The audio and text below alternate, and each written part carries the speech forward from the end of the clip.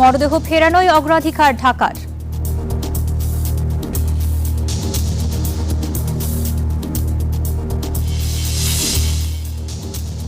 ইরানের সঙ্গে সমঝোতা নিয়ে আলোচনার সম্ভাবনা নাকচ ট্রাম্পের, সংলাপে মরিয়া ওয়াশিংটন, বলছে তেহরান।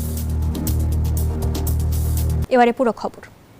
কলকাতার একটি হোটেলে ভয়াবহ অগ্নিকাণ্ডে প্রাণ গেল 5 বাংলাদেশি সহ 9 জনের। এমন ঘটনায় অনুমোদনহীন হোটেল ব্যবসায়ীদের বিরুদ্ধে কঠোর ব্যবস্থা নেওয়ার আশ্বাস দিয়েছে পশ্চিমবঙ্গ সরকার। ভোর রাতে নিউ মার্কেট সংলগ্ন মির্জা গালিব স্ট্রিটে এই অগ্নিকাণ্ডের ঘটনা ঘটে। একটি আগুন শুধু কয়েকটি প্রাণ কেড়ে নেয়নি, নিভিয়ে দিয়েছে বাংলাদেশে অপেক্ষায় থাকা বহু স্বজনের আলো। চিকিৎসার আশায় কলকাতায় যাওয়া মানুষগুলোর জন্য যে শহর ছিল সুস্থ হয়ে ফেরার ঠিকানা, সেই কলকাতাতেই এখন স্বজনদের কান্না। মির্জা গালিব স্ট্রিটের হোটেলে ভয়াবহ আগুনে প্রাণ গেছে 5 বাংলাদেশি সহ অন্তত 9 জনের। নিহত বাংলাদেশিদের মধ্যে 4 জনই একই পরিবারের সদস্য, আহত আরও 6 বাংলাদেশি। ফায়ার সার্ভিস যারা ছিল তারা আসলে আমাদের কাছে বলতেছে আপনারা তাড়াতাড়ি বের হন আমাদের সঙ্গে। দেখলাম যে চিল্লাচিল্লি করছে, এইখানে দরজা খুলে বাড়াবাড়ি চিকিৎসার জন্য কলকাতায় যাওয়া বাংলাদেশিদের বড় একটি অংশ থাকেন নিউ মার্কেট ও আশেপাশের স্বল্প মূল্যের হোটেলে। 5 তলা ভবনের প্রতিটি তলায় ছিল ভিন্ন নামে একাধিক হোটেল। দুর্ঘটনার কবলে পড়া হোটেলটি কলকাতার ফায়ার সার্ভিসের সদর দপ্তরের একেবারে পাশেই।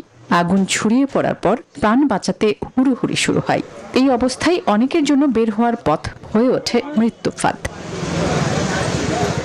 লাইসেন্স ও সুরক্ষা ছাড়পত্র ছাড়া চলা অবৈধ হোটেলগুলোর বিরুদ্ধে কঠোর ব্যবস্থা নেওয়ার কথা জানিয়েছে পশ্চিমবঙ্গ সরকার।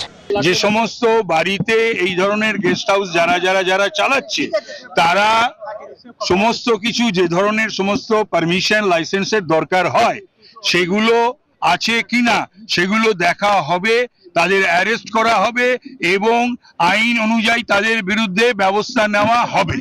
এদিকে আহত বাংলাদেশিদের দেখতে হাসপাতালে যান কলকাতার বাংলাদেশ ডেপুটি হাই কমিশনের দূতালয় প্রধান আয়েশা আক্তার।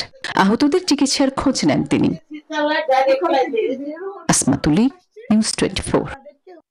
কলকাতার হোটেলে অগ্নিকাণ্ডের সবশেষ তথ্য জানাতে যুক্ত হচ্ছেন সহকর্মী ভাস্কর সর্দার। ভাস্কর, ভয়াবহ অগ্নিকাণ্ডের এই ঘটনার পর প্রশাসনের পক্ষ থেকে কি কি ব্যবস্থা নেওয়া হয়েছে এবং স্থানীয়রা এই ঘটনায় কি কি প্রতিক্রিয়া দেখাচ্ছেন, বিস্তারিত জানাবেন। ধন্যবাদ মেঘলা। যেমনটা বললেন, প্রশাসন কি ব্যবস্থা নিয়েছে এবং স্থানীয়রা কি প্রতিক্রিয়া দিয়েছেন। স্থানীয়দের প্রতিক্রিয়া কিন্তু তারা খুবই বিরক্ত ঘটনাটায়। অপরদিকে প্রশাসনও বিরক্ত যে কেন যেখানে এটা ফরেনার্স জায়গা, বিদেশিদের ভর্তি, বাংলাদেশি পাশাপাশি আরো ভিনদেশি তারা আসেন, তাহলে এরকম জায়গায় কেন অগ্নি নির্বাপক ব্যবস্থা বা এগুলো অ্যাক্টিভ থাকবে না বা কেন সচল থাকবে না, এরকম প্রশ্ন কিন্তু তুলেছে। এবং এই ঘটনার পর দেরিতে হলেও কিন্তু কলকাতা পুলিশ আজকে এই মার্কেট স্ট্রিট অঞ্চল, যেখানে আমি দাঁড়িয়ে আছি, এই মার্কেট স্ট্রিট অঞ্চলে বিভিন্ন হোটেলে তারা আজকে তল্লাশি চালিয়েছে যে কোথায় অগ্নি নির্বাপক যন্ত্র নেই, কোথায় কি আছে গাফিলতি, এটা কিন্তু তল্লাশি চলেছে আজ থেকে। অর্থাৎ প্রশাসন কিন্তু ইতিমধ্যে টনক নড়েছে বা সজাগ হয়েছে। একই সাথে এখানকার ব্যবসায়ীরাও তাদের নিজেদের মধ্যে কিন্তু মিটিং মিছিল শুরু করেছে যে কিভাবে কোথায় কোথায় গাফিলতি বা খামতি আছে সেটাকে আগামী দিনে পূর্ণ করা যায়। কারণ ভিসা ছেড়ে দিয়েছে, বাংলাদেশিরা আসবেন, সেখানে কলকাতায় কিভাবে আরো নিরাপত্তায় রাখা যায়। এটা একটা অ্যাক্সিডেন্ট কেন বলা হচ্ছে, 20 বছরের ঘটনায় 20 বছর কলকাতার মার্কেট স্ট্রিটে বাংলাদেশিরা আসছেন, কিন্তু 20 বছরে এই প্রথম হোটেলে ঘটনা, সেটা যাতে ফের না ঘটে, দ্বিতীয় না ঘটে, তার জন্য কিন্তু তারা কঠোরভাবে নেমেছেন। এটা হলো প্রশাসন এবং স্থানীয়দের বিষয়। অপরদিকে আরেকটি বলে এই ঘটা আরেকটি যেটি তথ্য পাচ্ছি বিভিন্ন মাধ্যম থেকে, সকাল থেকে আমরা যেমন জেনেছিলাম যে 9 জন মারা গেছে, তার মধ্যে 5 জনের কিন্তু বডি শনাক্ত হয়েছে, 3 জনের এখনো হয়নি। সর্বশেষ তথ্য আমার কাছে এটাই থাকছে। ভাস্কর, আপনাকে ধন্যবাদ। কলকাতায় অগ্নিকাণ্ডে নিহত বাংলাদেশিদের দেশে ফেরাতে সর্বোচ্চ অগ্রাধিকার দিচ্ছে সরকার। তিনি জানান, আগুনে আহত বাংলাদেশিদের প্রাথমিক চিকিৎসা দেওয়া হয়েছে। যে কোনো সহায়তার জন্য সার্বক্ষণিক হেল্পলাইন চালু করেছে কলকাতার বাংলাদেশ উপ হাইকমিশন। দুপুরে পররাষ্ট্র মন্ত্রণালয়ে সংবাদ সম্মেলনে কথা জানান পররাষ্ট্র প্রতিমন্ত্রী শামা ওবায়েদ।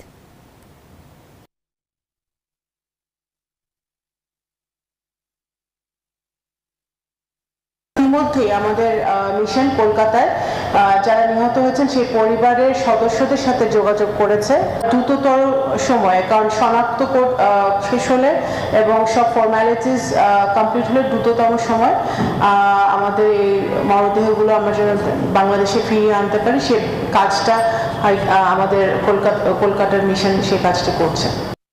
ভারতে আবাসনে অনিয়মের বলি হলো চিকিৎসা নিতে যাওয়া সাধারণ বাংলাদেশিরা। কলকাতার নিউ মার্কেটের অগ্নিকাণ্ড যেন সেই ভয়াবহ বাস্তবতারই নির্মম উদাহরণ, যেখানে আবাসিক ভবন, বাণিজ্যিক কাজে ব্যবহার আর অগ্নি নিরাপত্তার ঘাটতিতে নারী শিশুসহ প্রাণ গেছে অনেকের। কলকাতার এই এলাকায় গায়ে গায়ে দাঁড়িয়ে আছে অসংখ্য বহুতল ভবন। আবাসিক ভবন হিসেবে নির্মাণ হলেও এখন ব্যবহার হচ্ছে বাণিজ্যিক কাজে।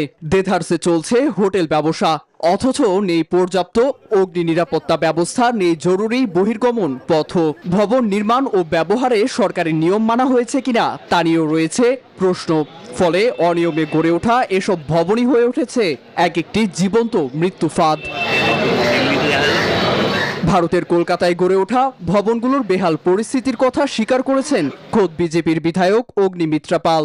ট্রেড লাইসেন্স কি করে পাইলো, সিএসসি কি করে পারমিশন দিল, কারেন্ট দিল কি করে, ফায়ার লাইসেন্স কি করে পেলো, এগুলো দেখার বিষয়। একটা টিম গঠন করছি এবং এই কেএমসি এবং প্যান বেঙ্গল এই ধরনের হোটেল যারা চালাচ্ছেন ইলিগালি তারা বন্ধ করে দিন, নয়তো আমরা গিয়ে বন্ধ করব। এর মধ্যেই ভবন অব্যবস্থাপনার বলি হয়েছেন ভারতে চিকিৎসা নিতে যাওয়া বাংলাদেশি নাগরিকেরা। নিউ মার্কেটের মির্জা গালিব স্ট্রিটের একটি বহুতল ভবনের হোটেল রুমে ঘুমন্ত অবস্থায় প্রাণ গেছে তাদের। অভিযোগ উঠেছে সরকারি অনুমোদন ও বিধিনিষেধের তোয়াক্কা না করে আবাসিক ভবনকে বাণিজ্যিক কাজে ব্যবহারের কারণেই ঘটেছে এমন ঘটনা। এখানে এই ধরনের ঘটনা ঘটছে, সুতরাং এই ধরনের ঘটনার ব্যাপারে একেবারেই আমরা একেবারে জিরো টলারেন্স।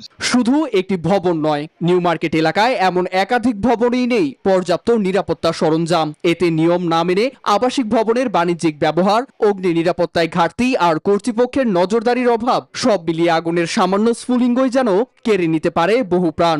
কলকাতার নিউ মার্কেটের আগুন যেন তারই ভয়াবহ উদাহরণ। নীরব দাস, নিউজ 24।